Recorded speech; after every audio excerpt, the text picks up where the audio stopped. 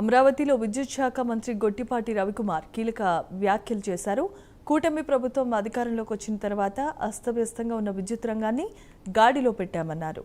విద్యుత్ శాఖలో 2 ఏళ్లలో సాధించిన ప్రగతిపై వైట్ పేపర్ విడుదల చేసినట్లుగా వెల్లడించారు.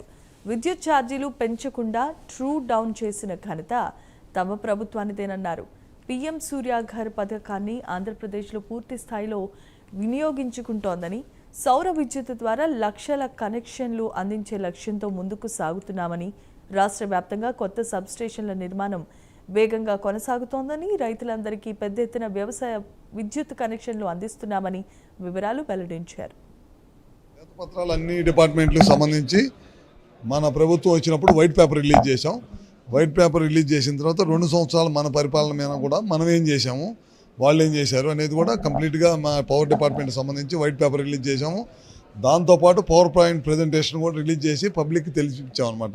గతంలో వైసీపీ టైంలో ఎన్నిసార్లు కరెంటు బిల్లు పెంచారు, ఈ వ్యవస్థను ఏ విధంగా సర్వనాశనం చేశారు, వ్యవస్థలన్నీ సర్వనాశనం చేసి బయట నుంచి అధిక ధరలతో విద్యుత్ కొనుగోలు చేసి సర్వనాశనం చేసిన దాన్ని అన్నింటినీ కూడా ఏ విధంగా కంట్రోల్ చేసామనేది కూడా మొత్తం వివరించి చెప్పడం జరిగింది. దాదాపు లాస్ట్ ఇయర్ కూడా మనం కొంతమేర విద్యుత్ ఛార్జీని తగ్గించడం జరిగింది. చాలా పెద్ద ఎత్తున సంస్కరణలు తీసుకొచ్చాం, సబ్స్టేషన్స్ కడుతున్నాం. దాంతోపాటు సూర్యగారి ద్వారా దాదాపు 6 లక్షల కనెక్షన్లు ఎస్సీ ఎస్టీలు చేస్తున్నాం. ఇట్లాంటి వినూత్నమైన కార్యక్రమాలు, అగ్రికల్చర్ వ్యవసాయదారులకి అగ్రికల్చర్ కనెక్షన్స్ ఇస్తున్నాం. చాలా పెద్ద ఎత్తున అన్ని విధాల ఇండస్ట్రీస్ని తీసుకొస్తున్నాం. పెద్ద ఎత్తున రెన్యూబుల్ ఎనర్జీ వస్తుంది రాష్ట్రంలోకి.